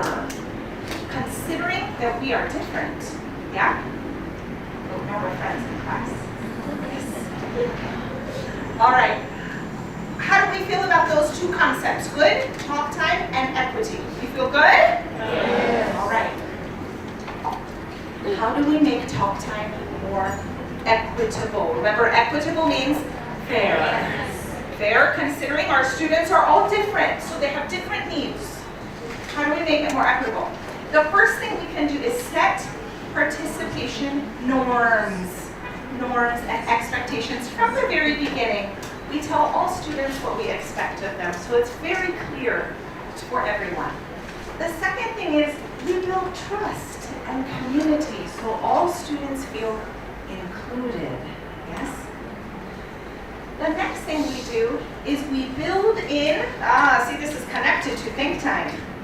We build in think time, so students can think, process, write before being asked questions. This is important because some students are shy. Some students are quiet. Yeah? And so we want to give them some extra time to think and feel confident before having to complete work, before having to do answers, yes? That extra time. And then the last thing is we can use a protocol, right? I'm going to show you what that means. We can use a protocol to ensure all students get called on. All students have a chance to show what they know and what they have learned and what they can do so well. Yes? How do we feel about that? You think that these are things that you can implement in your classroom? Yes. Let me show you a protocol. Okay, protocol examples that you can mix in. You don't have to use just one type. You can use different types of protocols. Randomized. Calling. That means that I pick a person's name randomly. Okay, randomly to answer a question.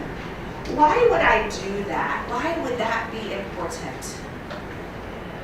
We're human.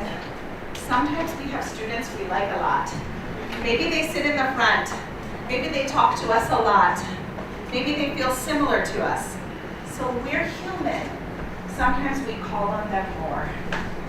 Or they're, remember that type of student, like, I want to answer, so they get called on a lot. Yes? Yes. So, for fairness, remember we talked about fairness, sometimes it helps to do something like this, right? Pick a name out. Give them the think time first, then pick a name. Or you could have a little spinning wheel. Or what I do is I have cards with students' names on them. All the students who are there that day, their name is on a card. I sometimes pull the card. We don't know who's going to answer, but that takes out my bias. I'm human. My students who are always smiling at me and happy, maybe I accidentally call on them more. Yeah, so this takes that out. Next thing is something called strategic. So that means with a purpose. Warm calling. Oh, what does that mean? Calling on warm? Well, what that means is I might call specifically on some students who I think will enhance or further the conversation of the class. So maybe during an activity I am walking around and I hear this group have a very good question. And then I hear this group over here have a very different but also good question. So maybe I am strategic with purpose. I call on this group first because I know their question will bring good conversation to the class. Yeah? And then I know they're going to be next because they have another very different question. Okay, so I'm strategic with purpose in how I call on students to enhance the conversation, to make it better. Yeah, to make the conversation better. All right, that's warm calling. And then last is traditional hand raising, or maybe something else. Sometimes students in some cultures stand up, for example, in a classroom if they want to answer. But I'll use hand raising or something like that, something traditional as an example. I included that to show you it's okay to use hand raising. You don't have to ignore it. It is one way to see which students want to answer a question. You just want to make sure that when you do it, you include wait time. How long? minimum 3, but I hope 5. I hope 5. Yeah? So these are some examples of things you can do. You don't, remember, I don't want you to do only one. Only pulling names out for all time. But these are some things you could do in your classes when appropriate. You decide. You are the experts of your classroom. All right, my friends, we're almost done. Yes, add. Okay. Student Ruth. Teacher Ruth. Sorry, I can't resist. This is the word. Okay. I write with my right hand. My brother writes with his left hand. If you write with your right hand, please raise your hand. Okay, great. Most of you write with your right hand. How many of you write with your left hand? Please raise your hand. Nobody writes with their left hand. Nobody. Wow. That's so interesting. In most In the United places, States, it will be higher. I've never yeah, at seen least 5 to 10%. Yes. Right. This is interesting, I think. Research shows that if you write with your right hand, as a teacher, your attention goes to the right side of the room. So, which students in this room will not get as much attention from me? Right? So that's one reason we need to use these kind of strategies. Second reason, in most cultures, Including Indonesia. who talks more in a classroom, boys or girls? That's so interesting. Do you disagree? Research shows that in most classrooms, K-12 classrooms, depending on the subject, math, science, boys raise their hand more. My research may be out of date. And language classes are different because girls are more active. Boys often get more attention from the teacher, right? Because girls, in most places, are trained to be quiet. I know Is this. that true? Not true. Okay, so if we use these strategies, we can encourage girls and boys equally, and that's really important, right? Third reason, if you are shy or sleepy, where do you sit? At the back or the front?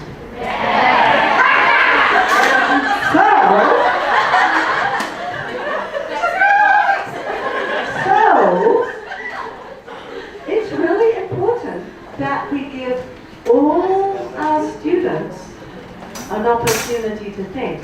And even students in the back know they have to pay attention because we might call on them. Fourth reason, maybe you've already talked about this. We might have, I don't know. Sorry. I am a noisy, confident, talkative person. Yeah, we used me as the example of this. In a classroom, I am always the person saying, teacher, teacher, me. I told you that's me. Not everybody is like that. Some people are, I'm really smart, I know the answer, but I am not going to answer the teacher's question. Not me. I'm answering. Sometimes those people are the smartest students in the room, right? And we need to find out from all our students what they are thinking. Do they understand our questions?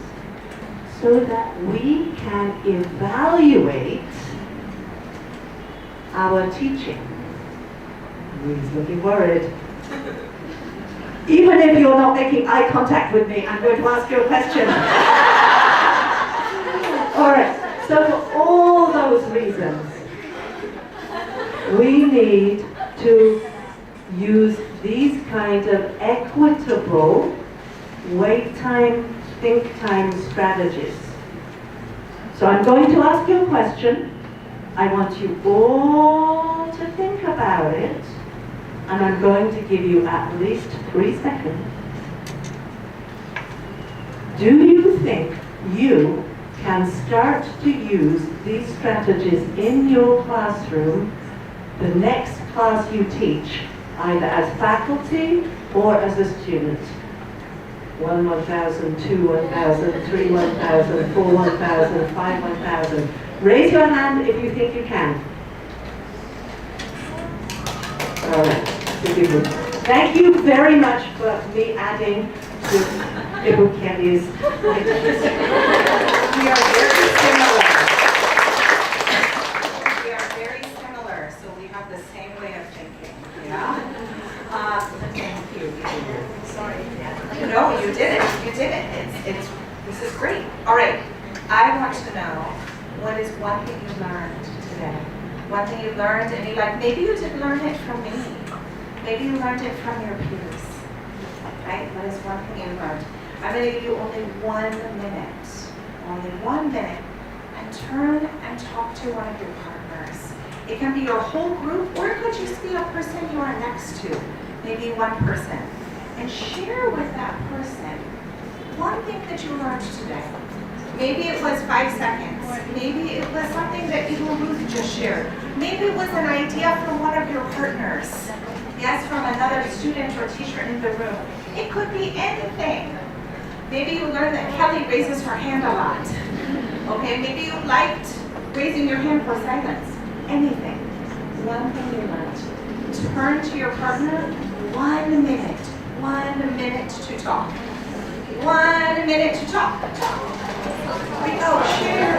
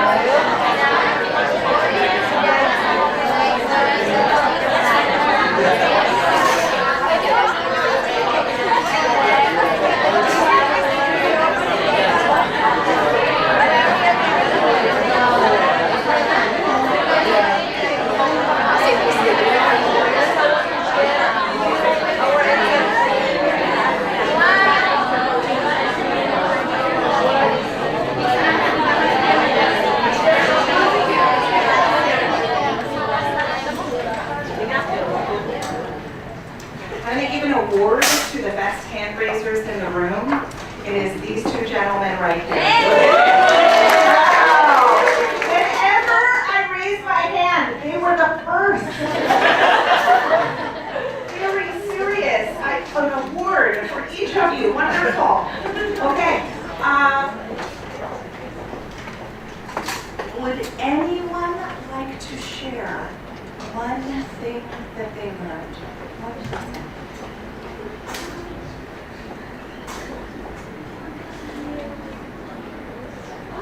Oh, yes, wonderful.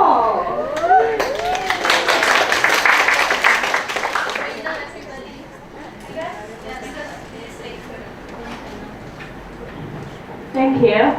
I would like to share one thing that I've learned today.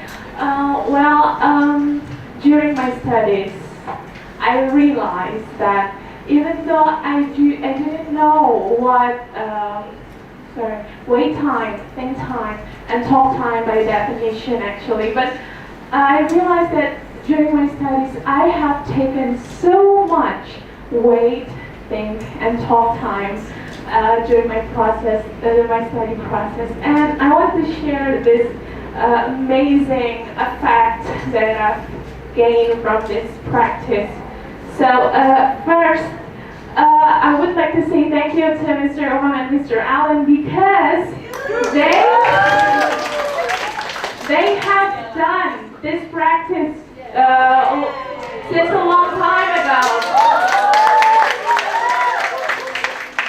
And it really helped me to not only understand or having good response. And also my dad also done this to me at home, so I'm so lucky to have this exposure at home and at the campus. And then one thing that I realized that if students, when I was a student, we take a wait, think and talk time, a lot of them, we have a better understanding and we can go deeper to our comprehension.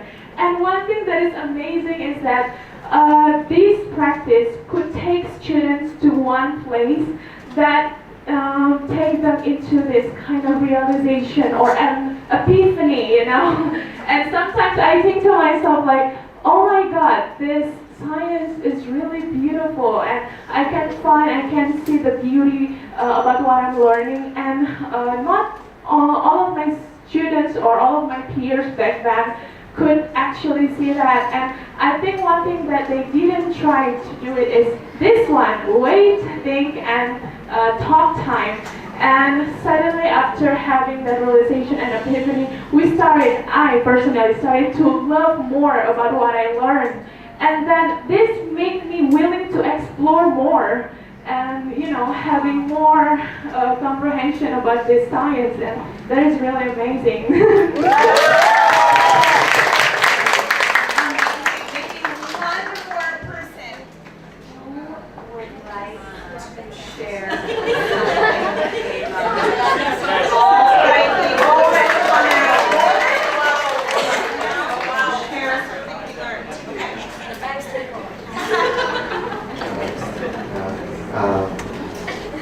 What I learned today is that the importance of time given to human brain.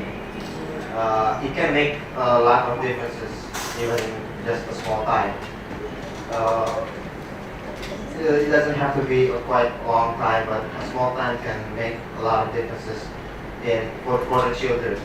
It's proven that children need time to process, and not just children, but adults, teachers, everyone needs a time to process, and it's proven that a little time can make a huge differences to the results.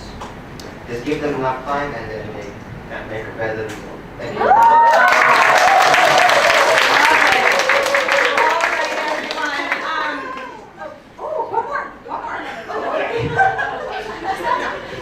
All right, well that's okay because we're all out of time, so thank you so much. I had so much fun working with all of you today, listening to your conversations, learning from you. I'm losing the mic. Learning from you. Thank you so much again for coming and spending your day with me, a couple of hours, and thank you for all that you are doing. I hope you will stay in touch. My name is on the board as well as my contact information. Thank you, and I look forward to seeing you again in the future. Thank you so much, Dr. Ned Matthews. A big round of applause again for Dr. Kelly. And of course to our colleagues here at Ibn Khaldun who have invited us, and at Pelchin collaborators. Thank you so very much. Before we go, I want to make sure you know a little bit more about these materials. Okay. How many of you, wait a second, I'm going to show you, because this is what I know as a teacher. This is what I know as a teacher. If I give you the material, you're going to look at the material and not listen to me. Right? So my habit is explain first, then give. Thank you for the offer. That's good help. So, how many of you, raise your hand if you have heard of Regional English Language Office before today? One or two. Great. Well, I'm happy to introduce you to the Regional English Language Office. Actually, we are one of about 33 offices around the world. There's one in Bangkok, there's one in Vietnam, and we all support language teaching in different countries. But because Indonesia is so big and important, there's an office in Jakarta, and we just support Jakarta and Timor-Leste, right? Okay. Our office in Washington, D.C. has a staff of about 20 full-time employees creating materials and programs for English teachers, right? And these are only some of the materials for educators. I already told you about the Monster Book, free, downloadable. I'd like to tell you about another one of my favorite resources. Mind opening my camera? This is what we call the Activate Game Pack. It is 15 game boards that you can do with your students. Thank you. For example, use a word, right? These are all on the internet, all free, all downloadable.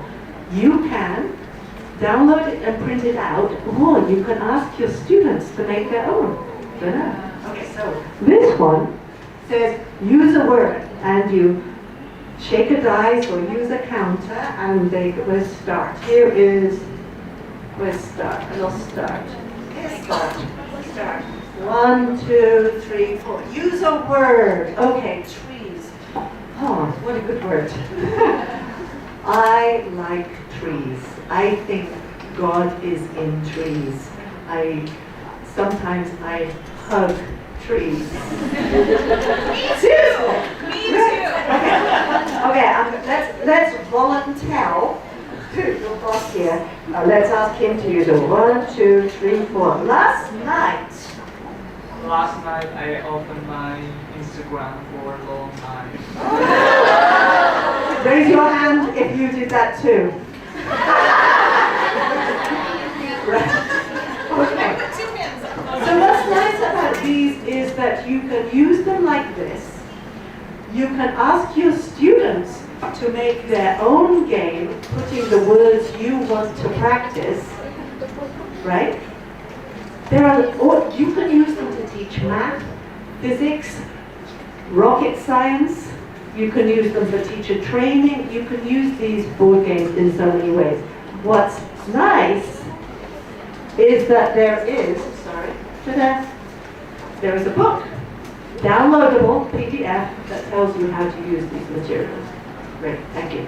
We'll give that to you in just a second, and you can put it in your library. We're going to give you one of these. I think I also told you that if you go to this QR code, you will go to our webpage, and many of the most important links are there. Free, my favorite price. Right? I think one of the things I encourage you to do is to follow us on Instagram. Right? And if you follow us on Instagram, maybe you'll see your picture, because we are going to do a highlight about Ilukeri and our visit in these 2 weeks at Pelton. Okay? So follow us on Instagram, it's Vilo Archipelago. Also, if you follow us on Facebook, you can see a lot of our materials or scholarship opportunities. I'm not going to talk about all of these because it's a lot, but I want you to know that there are a lot of materials and opportunities here. Please do take them out. Last thing, one of the things that is available is Forum Magazine. It's an academic journal about teaching, by teachers, for teachers. Usually at least one academic article, sometimes a little boy. I did, sorry. But always one very practical article.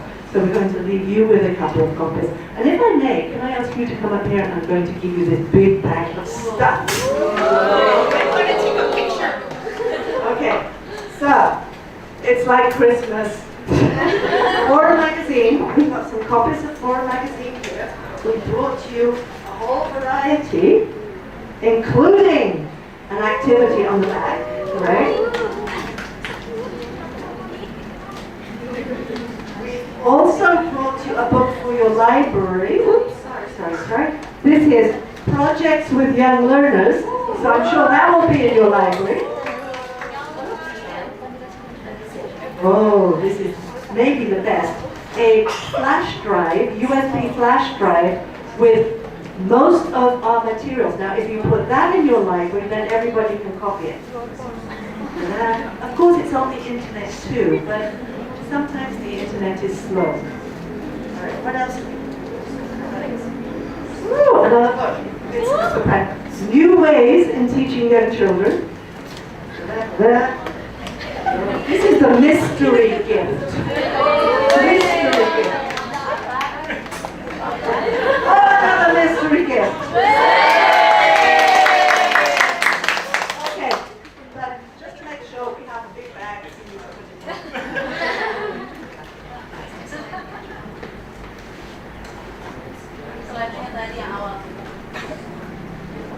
I'm tall. So, this is a very small token of appreciation to you, to Ibn Khaldun University, for welcoming us here today, for letting us work with you, for doing our very little to support you in your journey as teachers. Thank you so much.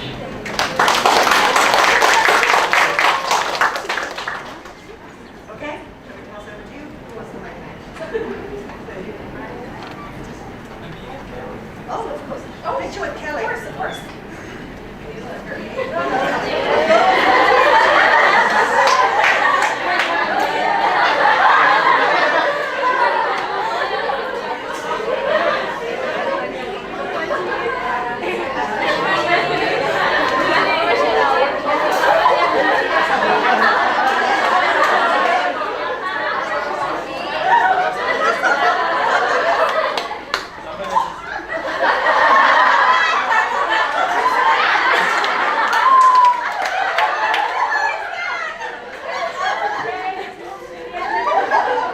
So on your way out through, pick up one of these.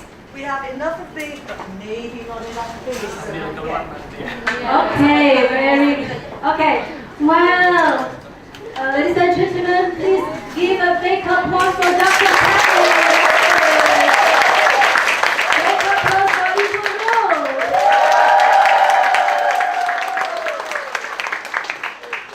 Here's to Ibn Khaldun University. But I'm very sure that all of us have learned a lot from what has been presented by Kelly, yeah? Wow.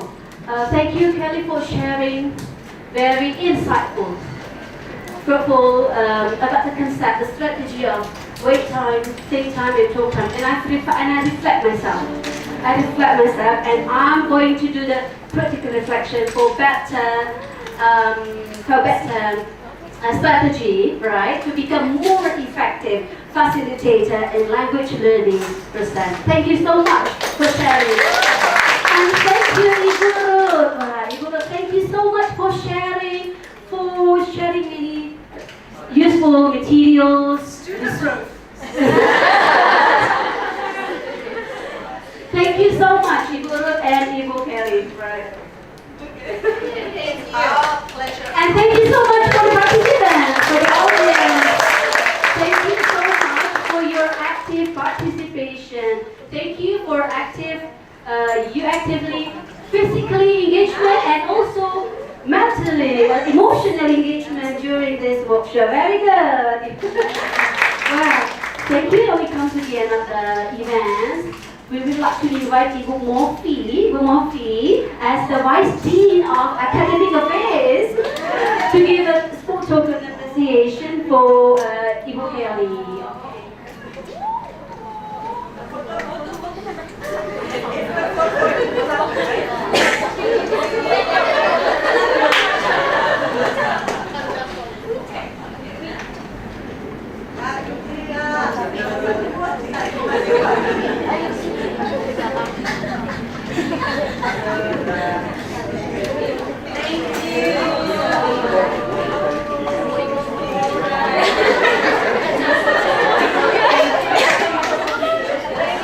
Now we invite the lecturers of PBE please to take the photo session.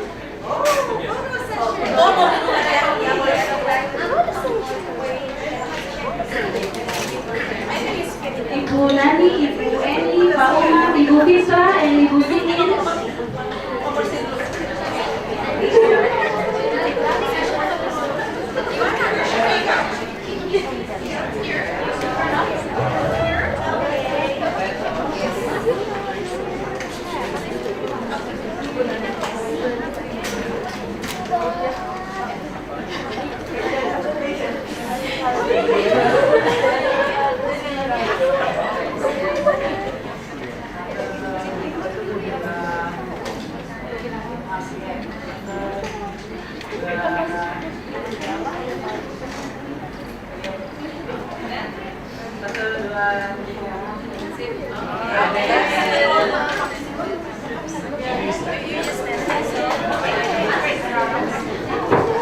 If you want to be in a picture with us, please stand up.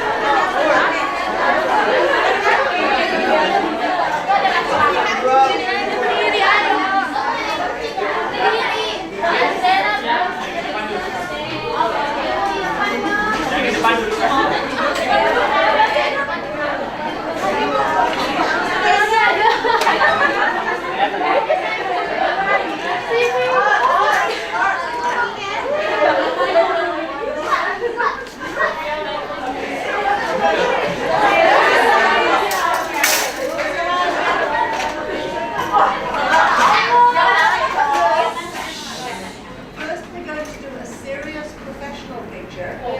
Very serious. Then we're going to do a freestyle picture. Ready? You have to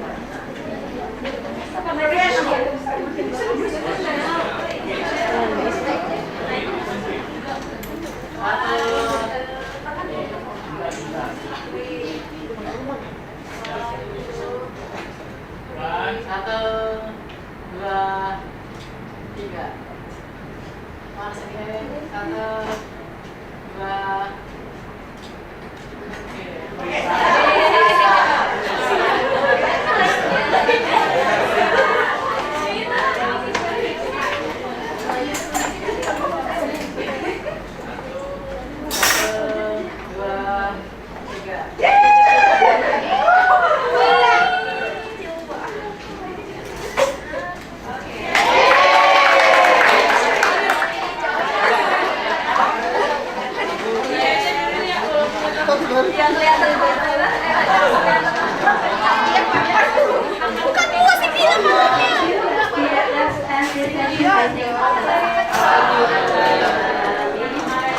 Assalamualaikum warahmatullahi wabarakatuh.